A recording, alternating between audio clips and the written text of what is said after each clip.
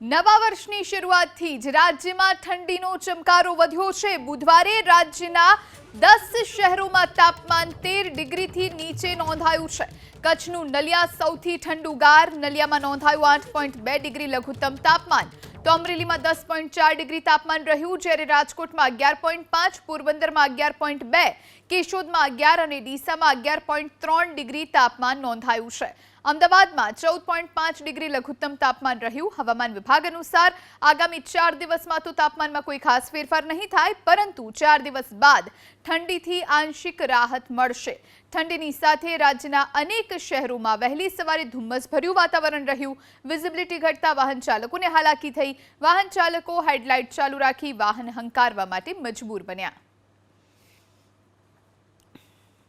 પાછલા 2 થી 3 દિવસ દરમિયાન અમદાવાદ સહિત રાજ્યભરમાં ઠંડીનું પ્રમાણ વધ્યું છે, જેના કારણે ઠંડીથી બચવા લોકો અવનવા નુસ્ખા અજમાવતા હોય છે। અને ખાસ જ્યારે આ ઠંડીની મોસમ હોય છે ત્યારે ગાર્ડન હોય છે, ત્યાં ગાર્ડનમાં વધારે માત્રામાં લોકો કસરત કરતા અથવા તો ઠંડી ભગાડવા માટે દોડતા કે ચાલતા જોવા મળી રહ્યા છે।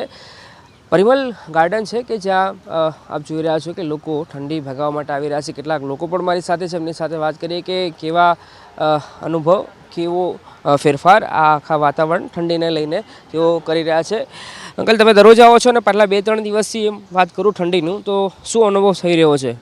મસ્ત ગુલાબી ઠંડી છે, મજા આવે ઠંડીમાં ચાલવાની।